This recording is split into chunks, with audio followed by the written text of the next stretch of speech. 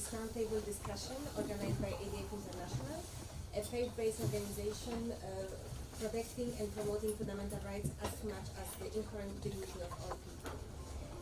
We are here today to discuss the mental health and euthanasia, to see how the development of legalization of euthanasia affects and impacts people with mental health. And before we have a panelist that will provide you inside information from Belgium, from Netherlands, as well as from the perspective of people with mental disabilities. But before that, please let me show you a short video which will explain you exactly why we need to tackle this issue today. Of moments, big and small, dreams, choices and challenges, setbacks and triumphs.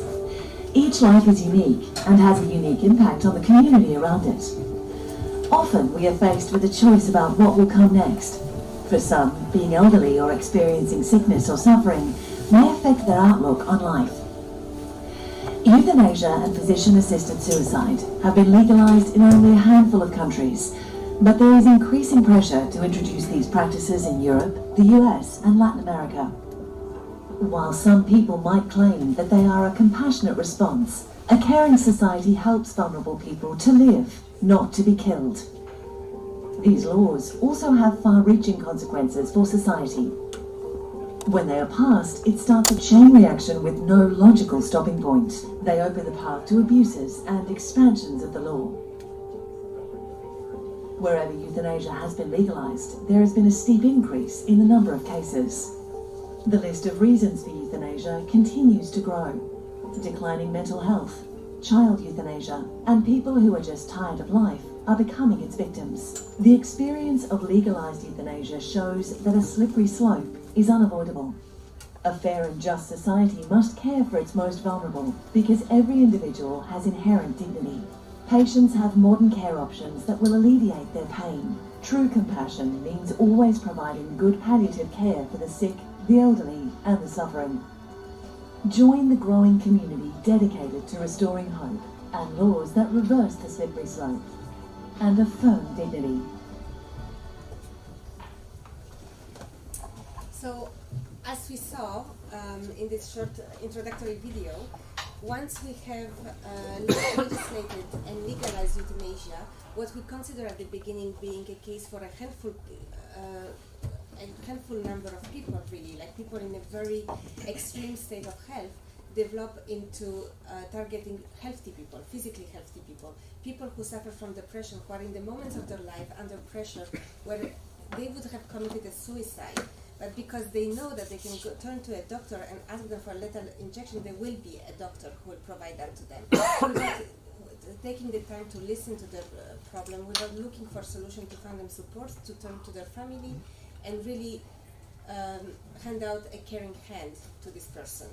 And today, as I mentioned, is the day of mental health day, and we need to really address this issue. This is why I will not take more of your time and turn to the first speakers who will present the Belgian situation. In the program we have noticed that Mrs. Karine Brochet will speak. Unfortunately, she couldn't speak today, but she has sent her right hand, Mrs. Constance Dubus, a promising, a young lawyer dedicated to the issue, working for the Institute of European Institute of Bioethics for the last 4 years and dealing with this issue. Constance, I give the floor to you. Thank you, Alice. So I will briefly summarize what we observe in Belgium regarding the euthanasia for patients with psychiatric disorders. In Belgium, euthanasia, as you probably know, was decriminalized in 2002, and the law on euthanasia set several conditions that the doctor must fulfill in order to be not criminally prosecuted when he or she performs euthanasia. From the very beginning, euthanasia has been allowed in situations of physical or psychological suffering. This means that psychological sufferings can justify on its own access to euthanasia. But the law also says that it has to be a suffering that cannot be alleviated and is caused by a life-threatening and incurable accidental or pathological illness. So there are two remarks that should be made regarding these legal requirements. As we said, the pathology must be incurable. Well, the criteria of incurability of psychiatric disorders is an important matter of discussion between psychiatrists in Belgium and also in the Netherlands. The Flemish Association of Psychiatrists and the Dutch Association of Psychiatrists consider that the absolute incurability does not exist in psychiatry unless the psychiatric disorder is caused by an irreversible tissue injury. That is, if there is a physical element that can be clinically and objectively observed. And that is also the position of the psychiatrist Flemish, Dr. Anne Hakens. She wrote a chapter in this amazing book, Euthanasia Behind the Scene, and she explains also the evolution of the concerns of psychiatric patients since the euthanasia law. The other point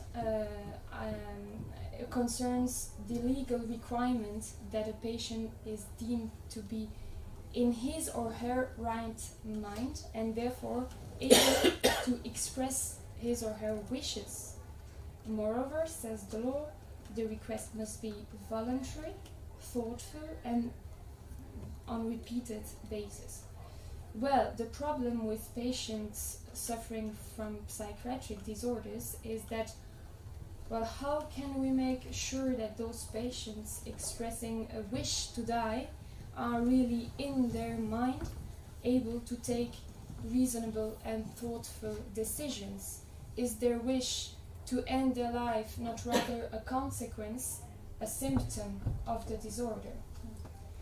The psychiatric disorders that were deemed to justify some euthanasia in Belgium are, for example, depression, bipolar disorders, dementia, including Alzheimer's disease, personality and behavior disorders. Mostly of those personality and behavior disorders, mostly of people younger than 40 years old, neurotic disorders, schizophrenia, and even autism. 282 patients with psychiatric disorders were euthanized between 2014 and 2018, according to the cases reported to the Control Commission. We saw in the video that there were more than 2,300 cases of euthanasia in 2018 in Belgium, and among them 57 for psychological suffering. So this means between 2 and 3% of the total declared euthanasia. Note that obviously all the euthanasia are not systematically reported, so we might not have the exact number. The cases of dementia are considered as part of the psychiatric disorders by the Control Commission, while they are not per se psychiatric disorders. But those cases are quite problematic, and I insist on that point. Some physicians consider that a patient with a beginning of dementia is still able to make a voluntary and thoughtful decision. At this stage of his illness, the patient is often very afraid of the future, and the mere idea of getting worse and worse with his dementia is, according to some physicians, enough to be considered as an unbearable suffering, and is and justifies euthanasia. Nowadays, we are even facing a lot of pressure to authorize euthanasia in cases of advanced dementia on the basis of a written anticipated declaration that the patient would have signed before getting so far in his illness. This would be a very dangerous step because it could create situations where a patient is not aware anymore of its former wish to die when the doctor comes to euthanize him. To conclude, I want to present to you 3 cases of patients who were euthanized on the basis of a psychiatric disorder in Belgium, to give you a very concrete view of the situation. The first case is the one of Godelieve de Troyer. She suffered from deep depression for 20 years and was euthanized at 64 years old. The physicians considered that the suffering was unbearable and that they had to respect the wish of Mrs. Troyer to end her life in name of her autonomy. So this was a case of depression. Her son, Tom Mortier, has recently appealed to the European Court of Human Rights to attack the Belgian state. According to him, the state has not fulfilled his obligation to help his mother and to avoid this euthanasia. The second case is the one of a certain Anne G. She was euthanized at 44 years old on the basis of anorexia. And we know that before this euthanasia she repeatedly wanted to commit suicide. And finally the doctor practiced euthanasia on her. And then you have the case of Tina Nays, 38 years old, euthanized on the basis of autism. This case is currently submitted to our criminal courts. The 2 sisters of Tina Nays are accusing the doctors of having violated the law, more specifically regarding the criteria of incurability of a disease such as autism. But I also want to mention the case of Emily. She was depressive. She was a bit more than 20 years old. A euthanasia was planned for a certain date. The media were all very ready to interview her and to make it a big story in the media. The magazine The Economist were there to film it, etc. And suddenly she changed her mind, and this also shows us that the changing of mind is always possible. So it's not only a matter of bad cases, but it also shows the importance of letting those patients express their real wish. And sometimes euthanasia request can be an appeal in the distress of the patient and not a real wish to die effectively. And to end this presentation, I want to cite, I told you about Dr. Anne Hakens. She wrote in this book a chapter, a very significant quote that would summarize this shift that is experienced by the psychiatrists in Belgium. She says that from always the role, the responsibility of the psychiatrists were to give the opportunity for a patient to express his wish to die and to hear it and to help him bearing his sufferings and go beyond it. But now the psychiatrists are facing a different kind of question, an affirmation. I want euthanasia, not I wish to die. I want euthanasia, and the law has to give me, I should be eligible for euthanasia according to the law. And consequently a big pressure on the psychiatrists to they feel as responsible in name of the society to determine which of their patients are worth living or not. So this is, in some words, the situation that we face in Belgium. Thank you very much. Thank you, Constance, for this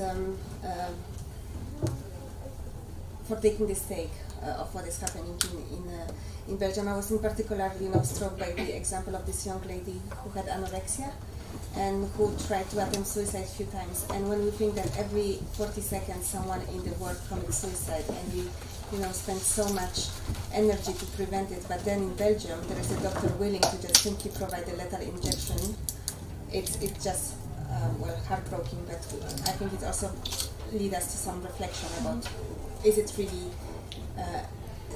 a solution to legalize euthanasia? But we will discuss this more after we hear the presentation by Marie-Thérèse Hengst from the, I'm sorry, I do not speak Dutch, so I will just translate the name of the organization, the Jurists for Life.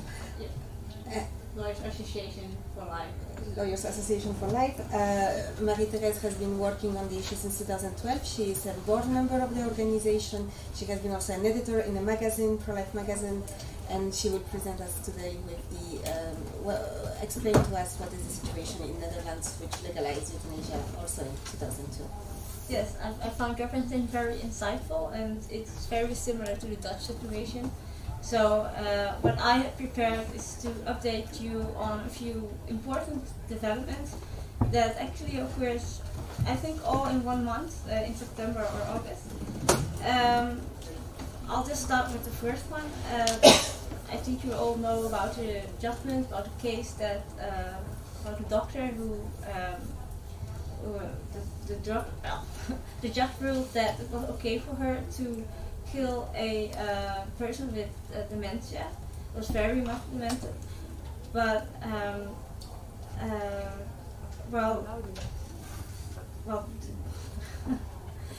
at this point,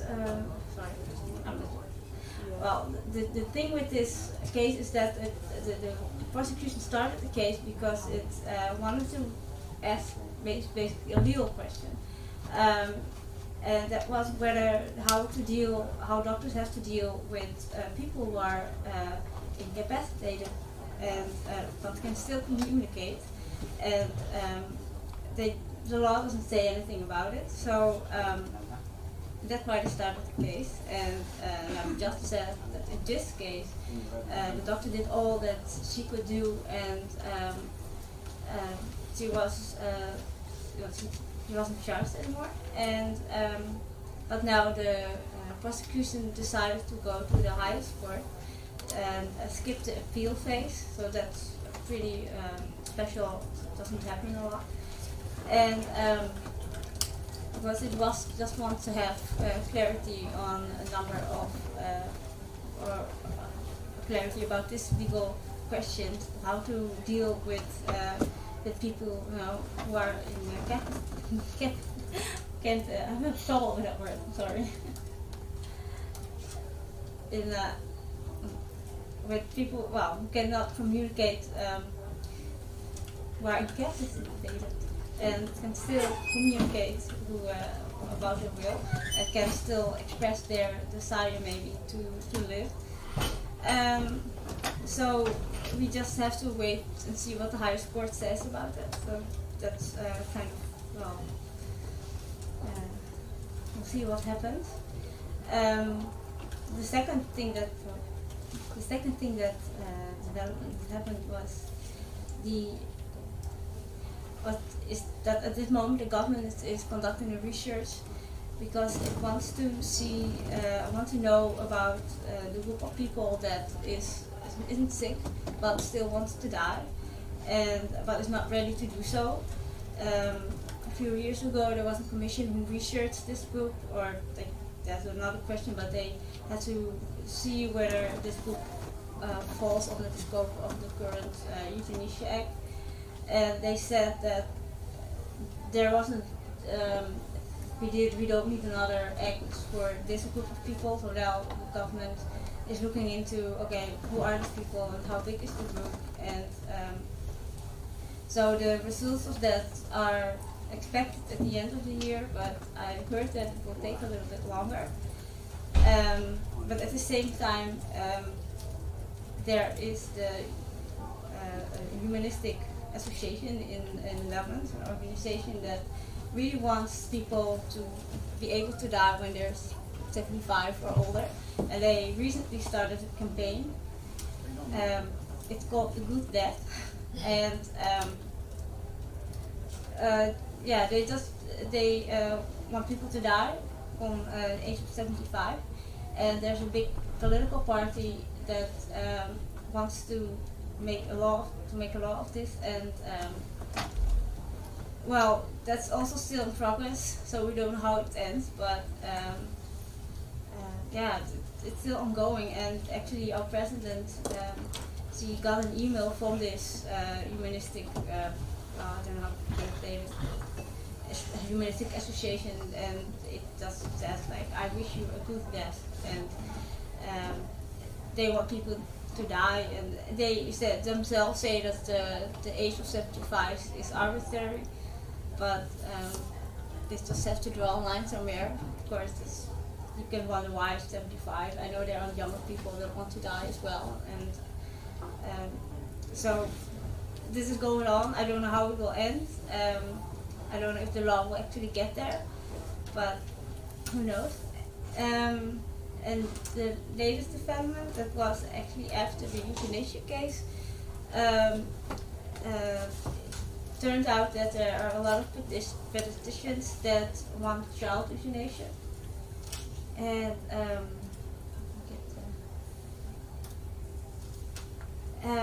and they want that, like 84% of these doctors want child euthanasia, or actively able to kill those children who are sick and can be better. And yes, I think it was last week the research came out. So at this point, people from between 1 and 12 cannot be euthanized, but they want to change that, and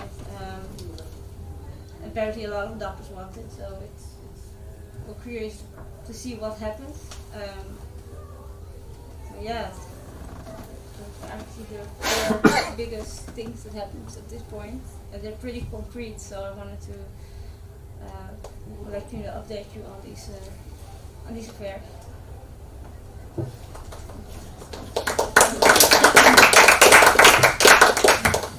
Thank you, Marie-Thérèse, for this update. I think it's you touch on two important points. I think in the last official national report in Belgium for covering the years 2016 and 2017, there was an example of a lady who couldn't verbally say that she wants to have euthanasia, but the doctor, together with the family, interpreted the signs on her face and the fact that she could have possibly suffocated as a will to have euthanasia, and that caused a huge drum inside the commission. They voted whether they will move forward the case to the prosecution or not. They decided not to do so by a small margin, but they decided to not count it as a euthanasia, simply like a doctor provided death to a patient, but they will not count it as euthanasia because it wasn't following according to the legal prescription. They would not forward it to they would not ask the prosecutor to look into the case, and one of the members of the commission have left the commission because of that, even though he's pro-euthanasia. Mm-hmm. So we see that the question of the ability of expressing consent is a real issue in everyday kind of cases of euthanasia. And also what you mentioned about the when do we stop, when it's the life stop work being lived with the aging population. And again, in Belgium, there was in March last year a survey that 40% of people of the population agreed that persons over 85 years old should not receive medical treatment anymore. So when is it? So we are this aging population. So this could be our reality tomorrow, and not only here in Belgium and not only in Netherlands, but also in other parts of the world. And I would like to give the floor now to Mr. Gordon MacDonald, who is the CEO of Care Not Killing, a UK-based organization dedicated to the issue of euthanasia as well, and to explain how this pressure to legalize euthanasia, despite this terrific reports from Belgium and Netherlands when the experience did not work well, to tell us how this pressure looks like in the UK and what is the current situation. Thank you, Alice.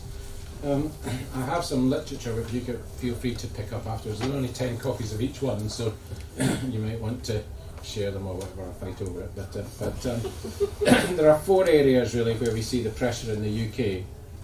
First is in parliaments, and of course we have devolved parliaments in the UK and assemblies as well. And second is in the courts, third is in the media, and then fourthly we're seeing it now in medical bodies. So if I start off in parliaments, we have faced 10 legislative attempts in various parliaments in the UK and other British jurisdictions, 11 actually now I think, over the last 16 years. And most of those have been at Westminster, and mostly they have focused on assisted suicide rather than euthanasia as such, although there was one bill in the Scottish Parliament which would have legalised euthanasia as well as assisted suicide. And all of those legislative attempts have been defeated, except one, which was in the Falkland Islands, where there was a vote of 4 votes to 3 votes to legalise assisted suicide. However, in order for that legislation to be implemented and to come into commence, it needs to be endorsed by the UK Privy Council, the British Privy Council, and that hasn't happened. So in fact we have, despite the incessant pressure which has come from our opponents who have a huge amount of money to spend on their campaigning, we have managed to resist that pressure over 16 years and 10 or 11 attempts to legislate. And it's not just in Parliament that we have seen this pressure time and time again, we've seen it in the courts as well. So there have been numerous court cases. I would highlight 3 court cases which stand out as being significant, although I've listed on my leaflet all the court cases that have happened recently. The first court case I would mention is the Tony Bland case, which was in 1993. And in that case, we had somebody who was injured in the Hillsborough football disaster, who was in a coma, persistent vegetative state, and the Health Trust wanted to withdraw artificial nutrition and hydration from him and allow him to die. And the court decided that they could do so. But the court importantly said that in order for such cases to be decided, it had to go before a court. It had to go before the Court of Protection, in particular in England, or the Court of Session in Scotland. And so the principle was established that nutrition and hydration could be withdrawn from such patients, but there had to be some judicial oversight before those decisions could be made. The second case which I will mention is the Debbie Purdy case. Now, Debbie Purdy took a case under Article 8 of the European Convention of Human Rights. She argued that her husband should know whether or not he would be prosecuted, and there should be foreseeability around that if he was to assist her to commit suicide.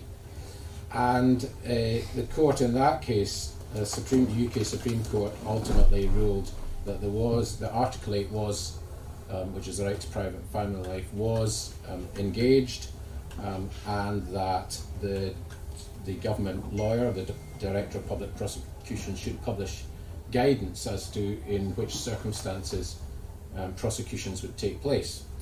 So that guidance was eventually drawn up and published, and essentially what that guidance means is that family members are generally not prosecuted, but doctors might be prosecuted for participating depending on the circumstances, unless there is some nefarious motivation, such as trying to get access to life insurance or whatever.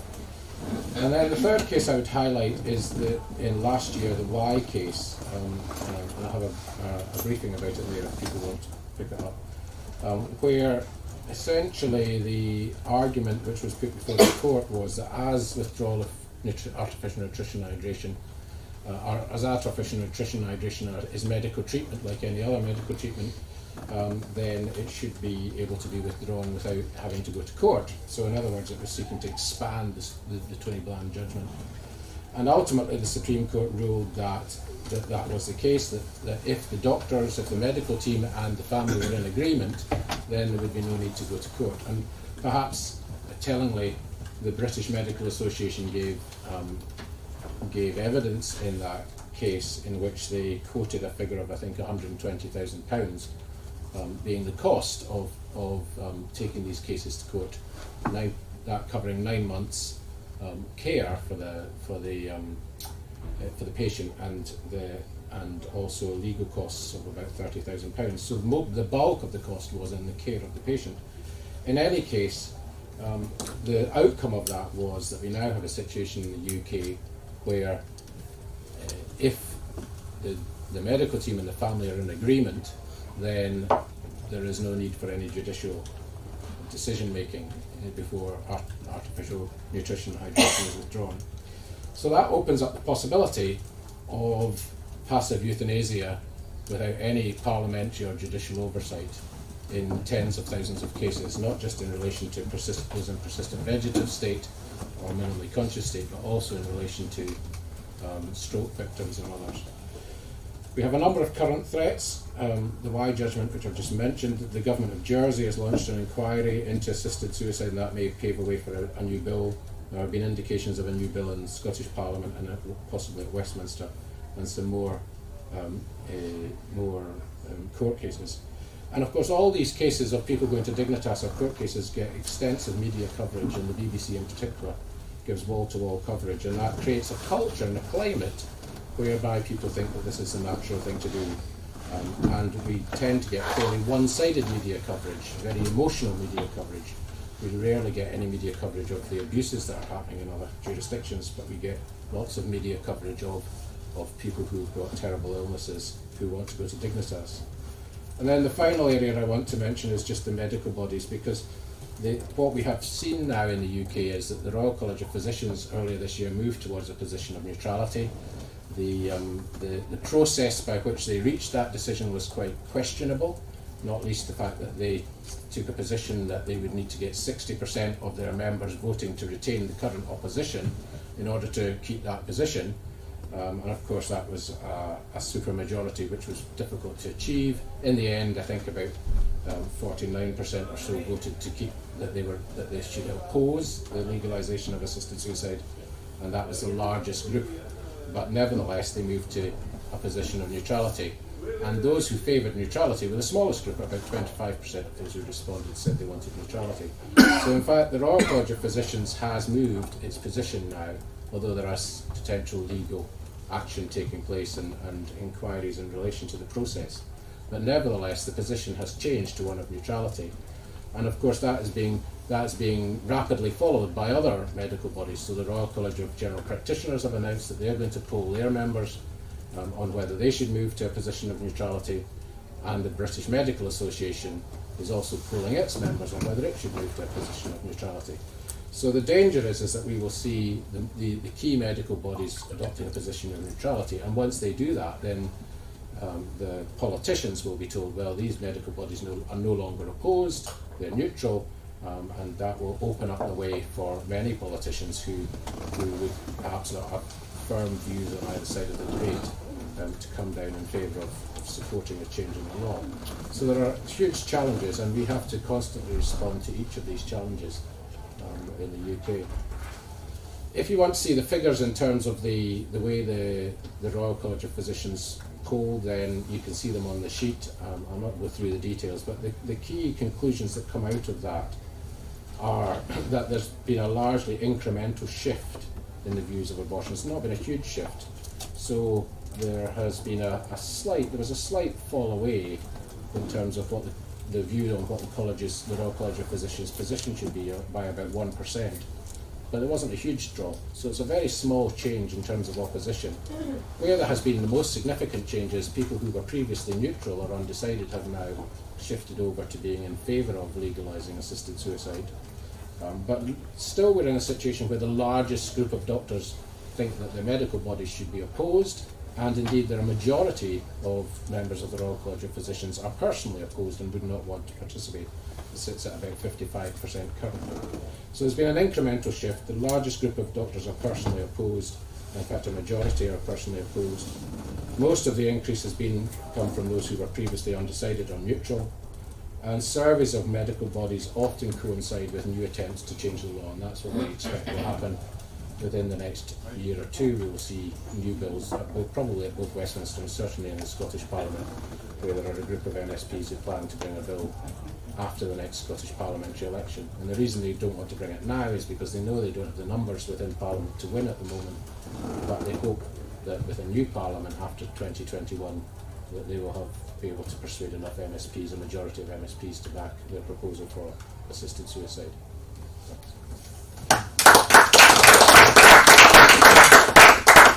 Thank you, Gordon, for this close-up look at what is happening in the UK. And this is actually, we could say the same thing about any other country. We have seen recently in Italy how a court decided, because of a highly media case of a known DJ traveling to Dignitas in Switzerland to get to die through assisted suicide, how his the person going there with him was not convicted of any crime, and how it not only he was not convicted, but the case turned out to a certain acceptance in Italian legal system of assisted suicide, which is slightly different from euthanasia, but the idea legally is different, but the idea behind this is pretty much the same. And just to not now that we have seen how euthanasia looks like in Belgium and Netherlands, and how there is a pressure to expand euthanasia in other countries, I would like to give the floor to Mr. Antoine Mellado, who is representing today Jérôme Lejeune Foundation, that has a track record of advocacy for people with disabilities, with people with mental disabilities in particular. And I would like to give him a floor to tell us more about how this group of people with mental disabilities can be affected by euthanasia and the laws. As we have seen in April, the UN Special Rapporteur on the Rights of People with Disabilities went to Canada, and she has made remarks and expressed some concerns about the effect that Canadian medical aid in dying, which is basically physician-assisted suicide. How this legalization of this practice may affect people with disabilities, and what kind of signal that sends to the society that these people are not equal to us. So, Antoine, I give you the floor. Thank you. So, Jérôme Lejeune, he said that the quality of a civilization can be measured by the respect it has for its weakest members. I think this is a very well-known quote of him, and I think this is very important. In this topic of euthanasia, we have a single-side story, which is of all the poor, suffering people, which is true and is sad. But we never see, in fact, the weakest of this society. I believe people with intellectual disabilities are probably the weakest of this society. We're in a society that is very efficient and very productive, and in fact, those that have an injury in their intelligence, they have, of course, a big risk of being excluded from our society. We see this on many things. We see this on social inclusion, we see this on schools, we see this on everything. And of course, we can see this very much on euthanasia and assisted dying, and this is a very big risk for this population. We believe that people with intellectual disabilities is very iconic for human dignity. In fact, it's very iconic for what is the human person. And in fact, at the end, behind this question, the question of euthanasia, do we have this? Is the human person an intelligence? Is the human person something productive? Or is something else? Is something maybe we cannot grasp, but it is different. It's a nature. It's something that we cannot measure, and that every single person have it completely, and we cannot measure.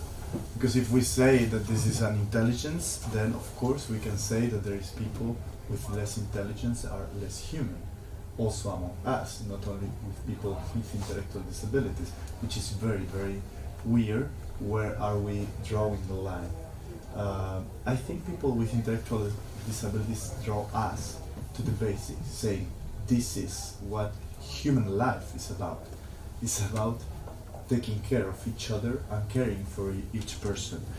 Then I have a question. If we put the focus on this people that are the weakest, those that are excluded most of the time from the society. Is a good euthanasia law possible? Okay, I believe here most of people is opposed to euthanasia, but even if we take autonomy at the core of our value, and we say, okay, euthanasia is very important, but is this possible still taking care of those weakest? And I believe the question is not. Is really possible to protect the life, because it's the most important thing. We cannot have a failure on it, of those that are the weakest, still giving the possibility to those that maybe want or whatever to have the euthanasia. I don't believe this is possible, because we can always trespass, we cannot control that, and that is the problem. Okay, I could agree to give the autonomy of euthanasia for those that maybe believe is the best for them. But the problem is what is happening with those that maybe don't want at all, and they don't have any option, which is, for instance, people with intellectual disabilities. What is happening, in fact, is that the society is deciding for them. We are putting the value of their life very low, and then at the end it will be a judge that will decide. Like, for instance, it was the case of Charles Garde, or also Vincent Lambert in France. It's very funny, this Vincent Lambert was a very complicated case, maybe you heard about it, but there is a very important point on it, is because you heard the wife agreed that he was to be a withdrawal of hydration, and the parents not. But in fact, it was not the wife that took the decision. The decision was the one of the doctors. And that is a very weird thing, because, yeah, what happened at the end, this person wanted the hand of the doctors doing a kind of college decision, which no one knows what it is. And that's the problem, is when we have a law, the law has to be very clear, and have to have very clear procedures, and has to be under control. Euthanasia law is impossible to be under control. We see that, for instance, in this case, as Alice mentioned, there was a clear case of killing. It was totally out of the condition of the euthanasia law. The control commission of the euthanasia in Belgium say it's out of the conditions, but still we say, well, okay, it still passed. And it's like, come on, how is this possible? There is no possible control. You have to really be in the center of the square doing an illegal euthanasia, and still it will maybe pass, because you have to make a bad declaration. It's not what you do, it's the declaration that the home doctor. So it's totally out of control. And in this position, I think, of course, we have to be cautious, because we have, as a society, we have to protect the weakest. And I don't think this euthanasia law can protect the weakest without a big risk for them. And of course, this thing can happen and can go totally unnoticed, which of course I believe it's happened, but as you say, we only know that reported euthanasia cases. In fact, here at the end, what we see is maybe this, how do you say, we have to be a bit communist on this idea. In fact, what is happening is that we are giving to the wealthiest, those that believe so much in autonomy and that they have very much their own autonomy in their own hands, and we are taking from those that in fact don't have, from the weakest of the society. So in fact, it's totally the contrary of taxation that we are doing here, which is quite terrible. I wanted to bring a term here, which is eugenism. In fact, eugenism is it's a very well-known term, probably. There is two sides of eugenism, which is positive eugenism and negative eugenism, which is making the society better. One is just making better people by the selection of them, of a marriage of the best. And then there is a negative one, which is selecting those that doesn't worth to live. Of course, eugenism is very ugly term. And this is already forbidden in many conventions. For instance, the Charter of Fundamental Rights of the European Union in the Article 3 that say the provision of eugenic practice, in particular those aiming at the selection of persons. Okay, so of course we are not eugenists. The problem is that today what is happening, we say no, but this is transhumanism. And then as it is transhumanism, it looks great, it looks nice. But transhumanism is just eugenics with a better marketing director. So, which is what we are having here. It's just they are selling us this, which is the exact same practice as before. We have, of course, positive transhumanism, which is artificial intelligence, improved man, and we have the negative transhumanism, which is happening, of course, also through euthanasia. The example of the Netherlands, this point of saying, okay, after 75 years, this is terrible, but it's very true, because, of course, the weakest are not only people with intellectual disabilities, are all the others. Well, for instance, in my personal case, at a certain moment I was quite sick, and very fastly I was thinking, okay, I will probably go home to Spain because I don't really trust to be alone here in Belgium in a very sick situation, because you never know what will be your mindset in some time. You are in the weakest at a certain moment, and then you are disprotected. Yeah, just saying, I don't believe either that euthanasia is the good answer. That's my last point, because in fact today we are totally able to control most of the pains, the physical pains that exist. So if a person is in terrible suffering, this means that we have a terrible medical system, and then the answer is not euthanasia. What we need is better doctors and better trainings. Normally we have them. The problem is that we are giving another solution. We are maybe not training the doctors enough on palliative care, and we are giving them better trainings on euthanasia. But of course, one of the biggest problems of euthanasia is not physical pain. It is in fact loneliness, and it's in fact psychological pain. We can understand this is terrible, but what a failure for a society that cannot provide any other answer to the weakest of the society, which are those that are allowed, than euthanasia. We failed them 2 times. We left them alone to their pain, and then we just discard them. I wanted, to finish, make a quote of Chesterton saying, when you break, he said that when you break the big laws, you do not get freedom, you do not even get anarchy, you get the small laws, which in fact is what we are having here. We have a headache of laws because we cannot control this monster that we just opened.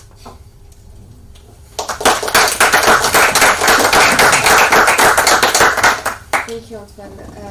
Thank you for your presentation. Indeed, I think the discussion upon autonomy is very interesting, because to what extent one is really autonomous all the time, and is it really an autonomous choice to go to a doctor and tell him, you have been trained for so many years to make me healthy, but today please give me the prescription for this medicine.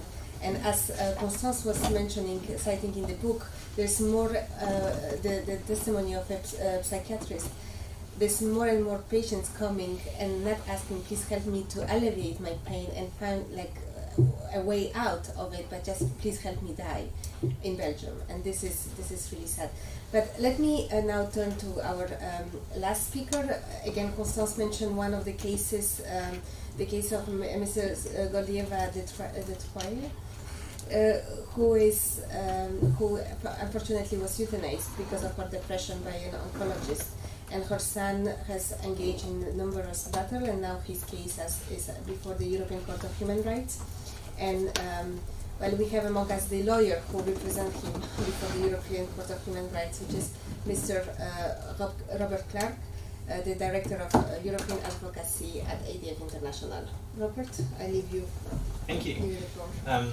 Thank you, Alex. Thank you, fellow speakers, and thank you, each of you, for being here today and for joining us. It's a tough topic. I found myself on the aeroplane flying over, and a passenger sat next to me, who's hopefully not watching this, asked what I did. And I started explaining, and he said, well, what are you in Brussels for? And I started explaining. And he was instantly interested, and he had views, and he had questions. And I think when you start talking about this with people, that's often the reaction you get. There are an awful lot of people who have a view, but when you start asking questions, when you start probing it, when I shared with him, for example, in the most recent reports from the Federal Commission here in Belgium, that there were 3 minors identified as having been euthanized, the youngest under the age of 10. He was shocked. He said, oh, I don't think that's right. And that was his instinctive reaction. So I think on this topic in particular, there is an awful lot that we have to appeal to within really just the human person itself, within our sense of justice, within our sense of what's right. And I'm not sure that that gets us all the way there, because he, like many people, said, but I think there should be exceptions. I said, well, what should the exceptions be? He said, well, if someone's really suffering, I said, well, how do you know that they're really suffering? Well, is it just if they say that? Because what if they say that because they're feeling really lonely? What if they can be helped? Oh, well, if they can be treated, then maybe that it should be a very, very small exception. I said, well, that's what the people asking for these laws say. They say this is a very, very small exception. And I just felt in that conversation, it was kind of a microcosm of the conversation that we have to have with society.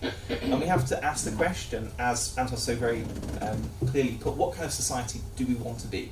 Do we want to be a kind of society that says our best answer to pain, to suffering, to loneliness is death? Or even our best answer to pain, suffering and loneliness is this very radical view of autonomy, which doesn't permeate into most other areas of medical practice. I have been asked to talk on the topic of litigation, and I'm going to split my time in sort of 2 parts, if you like. I'm going to touch on litigation first of all, and just explain a little bit more about the background to the Mortier case and the current state of that case. And then I want to point you to some resources. I just want to share some of the things that ADF International has made available, in part because I would love to hear your thoughts when we have the chance to discuss on what more do we need, what do we need to do, to whom do we need to direct these sorts of things. On litigation, first of all, Tom's case, many of you are familiar with the facts. His mother was euthanized, she was 64 at the time, she was physically healthy. And the diagnosis was one of so-called incurable depression. And the reality was she'd recently come out of a romantic relationship. She'd struggled with depression for many years. She had a regular healthcare team around her. And in fact, she originally approached a doctor who knew her well with the request for euthanasia, and he said no. He said, you wouldn't be someone who qualified under the conditions of the law. And so immediately you see in this case one of the challenges. When you introduce this kind of law, you open the possibility for patients to become really consumers and to be able to shop around. And I'm not drawing fault with people in desperate situations who do desperate things, but I'm drawing a fault with the law that opens up the possibility for people to do that. And so this person who had a treating psychiatrist, who she'd known for a very long time, who knew her condition, whom she previously hadn't had any issues with, decided suddenly that she wanted to approach another doctor, and not even a doctor with, as far as I know, any known qualifications in psychiatry and mental health, cancer specialist and oncologist. A very well-known figure here in Belgium who speaks out in favour of euthanasia, and has a couple of other hats that he wears, which I'll come to in a moment. And she approached him, and in due course, relatively quickly, that request was approved.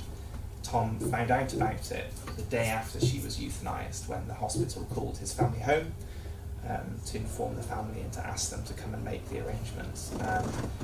Just to share a little bit about Tom, he's not someone who before this happened would have said he was opposed to euthanasia.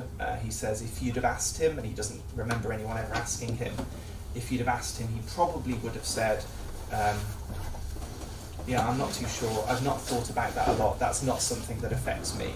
And again, I think that's quite a clear picture, probably how a lot of people think about these laws, and there are some very vocal advocates, there are, like the doctor in this case. But I think the vast majority of people, and certainly my experience, is that most people might have an instinctive view, but nonetheless it's still something that they haven't really grappled with. And that was certainly Tom's view, and his experience through this has taken him to a place where he says, I don't believe this is a good thing. I don't think this is a good thing for individuals, and I don't think this is a good thing for society. He found roadblocks at every turn when he tried to challenge this. He tried to obtain the documentation. You know that the doctors who carry out euthanasia have to complete a certain form. He tried to request a copy of that. That was refused to him. He tried to file a criminal complaint. The prosecutor's office lost it, and then eventually found it again and decided that they would investigate. And they'd investigated for some 5 or 6 years and refused to provide any update on that when Tom first filed an application to the European Court of Human Rights. And suddenly, the Belgian authorities wanted to provide the European Court with lots of updates on exactly how the investigation was progressing, and it's very much alive and well, and that they should not look at the case because this is all being investigated in Belgium, it's okay. And the European Court said, okay, fine, but if and when that investigation concludes, if there are still grounds for investigation, then Tom can come back to this court, of course. And so Tom waited again. And not too long after the European Court had essentially dismissed that initial application, he got a single sentence letter, and if it was appropriate to put it up on the screen I would, but it was a single sentence letter, the culmination of what at that point was something like a 6-year investigation, in one sentence that said, we can't proceed, there's an insufficiency of evidence. That's the only real update that he had on a criminal complaint that his mother had been essentially murdered or killed outside of the terms of the euthanasia law by doctors. A single sentence letter. And so he took that back to the European Court of Human Rights. And this time the court accepted the case. It agreed to communicate it to the Belgian government. It's the first case that I'm aware of, it's the first euthanasia case of this type that I'm aware of that the court has communicated. There have been cases on euthanasia the court's decided, but they've all been cases where someone has been trying to legalise or expand the practice of euthanasia in Switzerland, in Germany, in the United Kingdom. As far as I'm aware, there's never before been a case from a country in which euthanasia has been legalised and someone has filed a complaint against that or some aspect of that. There are 3 primary complaints in there. The first is a complaint under Article 2. Article 2 protects the right to life. It's the heart of the complaint, really, and we say that the Belgian authorities, who have to be the respondent in this case, failed to protect the right to life of Tom's mother. It's fairly clear why we say that might have been the case. We also make an application under Article 8, which protects the right to family life. This has affected Tom's family deeply. He's married, he has children, and this is something he still struggles with. And if you look online, if you find articles, if you find interviews he's done, and I'll point you to some resources towards the end of this where you'll find different people speaking out. I'll encourage you to listen to him telling his story, because it's so clear how much this still affects him. To have your mother taken away before her time, to not have the chance to really be able to say goodbye, and then to be told after the event that, well, one of the reasons that she was feeling low was a feeling of distance from her family. What's incurable about that? What was untreatable about that? The final complaint after Article 8, the protection of the right to family life, is Article 13, which says that you have to provide an effective remedy, and we say that Belgium failed to provide an effective remedy in a number of ways. And perhaps one of the other aspects of the case that is particularly egregious is the doctor who carried out the euthanasia sits as the co-chair, has sat since its creation, still does, as the co-chair of the Federal Commission, which reviews, after the event, all of these euthanasia cases. There's lots of different ways of putting that, but at the very minimum, that would seem to be a clear conflict of interest. One of the other members of the review commission gave a TV interview a couple of years, and she was asked about this case, and she said, and the interviewers, who I'm not sure, I may have been favourable to euthanasia, I'm not certain, maybe someone else knows, but said, well, what does this doctor do when his cases come before the commission? They're his cases, he knows what they are. What does he do? And the member of the commission, it appears that she had a great answer. She said, well, of course, he doesn't participate in those discussions. And I think she thought that was the end of the topic. And the interviewer said, well, but he's in the room. And she said, well, yes, he's in the room, but he doesn't participate. I mean, you can imagine a court process where you have a judge who was involved in the crime who says, well, I'm not allowed to sit as the judge in this case, but I will sit next to the judge. And you will all know that I had a role in this because suddenly I'm very, very quiet. But I'm not going to say anything, don't worry. My presence is going to have no effect on what you talk about and how free you are to express your opinions. Opinions which, in the entire history, in more than 10,000 cases, have resulted in only one referral to the prosecutor for an investigation. And that was after an Australian TV channel came and documented it, so it wasn't very hard to see what happened there. That case is ongoing. There are exchanges of pleadings. The case is very, very much live, and if you are interested in further updates on that, I encourage you to talk to me afterwards. If you don't already receive the ADF International newsletter, then do so, because there's regular information on there as and when it comes about. But I do want to point you towards those resources just as I finish up. There's two places you can go. So one is, if you go to affirmdignity.org, this is the campaign, really, and I use campaign in the sense that cases are good and cases are necessary. Where the law is violated or where the law is not fit for a purpose, we should challenge that through the legal means we have available. But very often when the laws are proposed, they're proposed through stories. And so we have to also be able to respond with stories. Not stories alone, we have to be able to respond with facts and figures. We have to be able to communicate the facts, the figures, the stories at a legal level, but also at an emotional level. And so you'll find resources that tick perhaps different boxes in that spectrum here. On this page you will find lots of different pieces. You'll find a summary of euthanasia laws around the world. You'll find options to share, engage, to learn more. You will find videos. I'm not going to talk through what every single thing is. You can have a look at it, and you'll also see you have the opportunity, and this is something we're going to be encouraging people around the world to do, to sign their support for a Firm Dignity End Euthanasia Charter. And we've put these two things together because honestly I have no interest in just being against euthanasia. I think euthanasia is bad for individuals and I think it's bad for society, but there's a reason I think that. The reason is I believe in the inherent dignity of every person, and I think it should be protected, and that's what we want to do through this campaign. So we have the opportunity to sign support. What a powerful thing it would be to be able to say that 500,000, 1 million, 5 million Europeans or citizens around the world want to affirm the inherent dignity of every man and woman. You have the opportunity to access research. So this is more on the facts and figures side, so a white paper which some of you I know have seen before. And I just want to link to one other page which is a little bit of a behind the scenes tour. It's not accessible through the website, but if you go to adfinternational.org/affirm Dignity Hub, you will find a resource hub, and on here we've put most of the tools that we have used and we'd invite you to use to communicate on this issue. And so if you scroll down, you will find videos from various people who've been affected by euthanasia or similar things in different ways, different experts. That's, for example, Tom Mortier's story where he speaks about it in his own words. Theo Boer, of course, the former member of the Dutch Euthanasia Review Commission, who decided that he couldn't sit on it any longer when he saw what was happening. One thing I would draw your attention to is this toolkit, and if you were to click on this, you will find a document that summarises many of the things. And I'm not going to go to every single page that you might see, but I'll give you just a very, very brief tour of some of those things.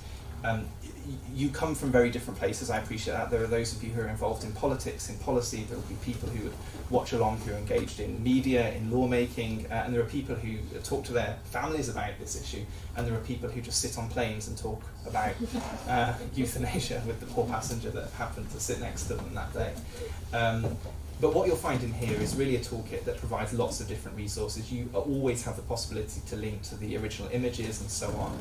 There's a set of dates, so if this is an issue you want to communicate on, what are the dates that we might want to galvanise around, dates that are significant. You'll see various days there that are relevant, whether relating to mental health, whether relating to elder people. I'm not going to go through every single page, but you'll find this is the documentary. These languages look like we just sat and threw darts at a map. They're all based on requests. So these were all based on an organisation or an individual approaching us and saying, there is an issue with this in my country, and I would love to have access to this resource. And generally they were able to provide the translation, and we plugged it into the video, and we remain happy to do that. But there are also shorter clips from some of the individual experts, Professor of Oncology, Professor of Ethics, Paediatric Palliative Care Nurse, and so on. There are a number of personal testimonies. There are animations of the like that you saw at the beginning, which Alice shared with you. We have a whole host of social media boxes. I'm not going to show you all of them, but just trying to make some of these statistics accessible, trying to put some life into some of the numbers which can otherwise dull people's attention. I'm going to keep going through all of those. There are suggested tweets, and there are a number of pages of those where you have statistics condensed down into short Twitter form, although Twitter now allows you to be more verbose, which is something I was encouraged by. And then finally, you have the white paper down here, which I've already mentioned. And so I just encourage you, if those are resources that you're familiar with, some of them have been around for a little while, but quite a few of them are brand new. We've put them together working with different individuals, different people telling their stories, and we're going to continue to do that. So the official launch for this campaign will come on Saturday, this Saturday, which is World Palliative Care Day, but we also have obviously a significant day relating to mental health this week, and we thought therefore this week marked a perfect opportunity to gather you together and to really just ask you to continue doing the good work that you're already doing, and if there are ways that we can partner with some of these resources, then to do so. But with that, thank you very much for being here, thank you for your time, and I'll hand back to Alice.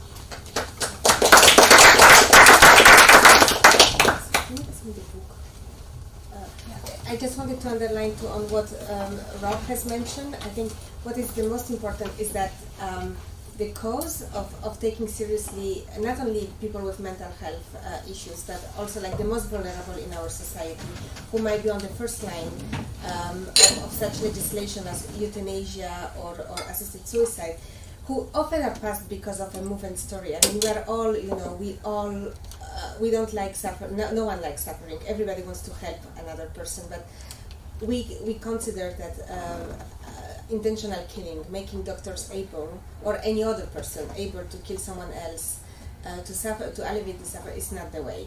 And this is not only something that we are concerned about, but many people in this place. And a lot of our work wouldn't have been possible without without cooperation. And we want to continue the cooperation because the goal is to really help to have societies which cares for the most vulnerable. So Rob, for instance, mentioned a little bit higher up there were some videos of doctors giving testimonies. Some of those doctors have written now their testimonies in this book edited by Dr. Timothy Davos, that was mentioned already by Constance Dubuis from the Institut Européen de Bioéthique. And it's now in French, but I hear that there will be an English edition of it, so keep reposted. But there's so many other, there's so many tools available, and the point is like to be united and bring them together and work together for the care of society. And I will just open up now the floor for a couple of questions to the panelists coming from the audience. And I think Sarah, you had a question? Very straightforward and yeah, it's a question for you. Just my question had to do with this Dutch political party that wants to. You talked about the fact that you had a political party that was looking to make euthanasia available to a certain age range. Can you tell me which party it is? Sorry, can I tell? Do you know which party it is? Oh, D66 or D66? We have a friend in the European Parliament who's a member of this political party, and that's all I wanted to know. Thank you. Is there any other question? I have actually one, just to follow up on the question that was asked by Antoine, and I would like to direct it to now our two national experts, Constance and Marie-Thérèse. Do you think from the Belgian and Dutch experience you have seen beyond the mental health issue and beyond depression, beyond people with particular vulnerabilities, do you think it is possible to have a law on euthanasia or assisted suicide that could be safe enough to not have additional casualties, like to not spiral down not only in numbers but also in terms of people that are affected? I think the starting point of every end of life law, the end of life euthanasia or assisted suicide law, is the suffering. That's really what we are dealing with. Is the suffering of some people that would justify to end the life of those people. And from the moment that this is actually the cornerstone of a euthanasia law, I think it has in itself the seed of a slippery slope, because suffering is something essentially subjective, and if you allow euthanasia for certain kind of sufferings, you will unavoidably have other people who say, I am also suffering and my suffering is worth being taken into account, and you cannot say that I'm not suffering as much as the one for whom you allow euthanasia. So I call it the logic of discrimination. When you authorize euthanasia for one group, you have the other group who will say, and for us too, because otherwise you discriminate and you are not looking at our suffering correctly. So therefore I think it's not possible to have a euthanasia law that is avoiding this slippery slope because of the inherent subjectivity of suffering. I agree. I think the thing is, suffering is the main cause, because I think people, if you want to change this, there should be more awareness about where does the suffering come from, and how are there other ways to deal with this. If you want to help people, I think the heart and mind should be changed, and I don't expect in the Netherlands laws can be changed to protect these people. I think we are on a road downhill now, not to be negative. I think if we want to change that and order protection to people who are at risk, there needs to be a change in thinking and about it. Can I, just to add something to that, I'm not Canadian, but to add a Canadian perspective for a second, because I think people like to assume the best in themselves quite often, but I think you're a very bold legislator or advocate if you say, well, I know there are problems there, but we can do it much better. I know there are problems in Belgium, but we can do it better. And I mean, that's what I hear, for example, in the debate in the UK. And it's very interesting because the shift that I've seen is, rather than people saying, well, the Belgian law is a model, or look at the situation in Belgium, everything's fine, I think that has now gotten to the level where more consistently I hear groups in the UK saying, no, we don't want to be like Belgium, we're going to be more like Oregon. Now there are problems with that too, we can go into that. But I mean, Canada has had what they very, very euphemistically call medical assistance in dying, it spells MAID, for 3 years, and we've just seen one of the first kind of full federal reports. It doesn't cover all states, it doesn't cover a full year period, but the best estimation of that federal report, and they're not my statistics, is that euthanasia now accounts for 1 in every 100 deaths in Canada, and that's 3 years after it was legalised. And so I think the idea that, you know, we can do it better, that people sometimes say, I think they need to provide the proof for why they think they will be so different from Belgium or from Oregon or from Canada. I don't think it's for us to say, oh, okay, sure, you can do it better just because you say so.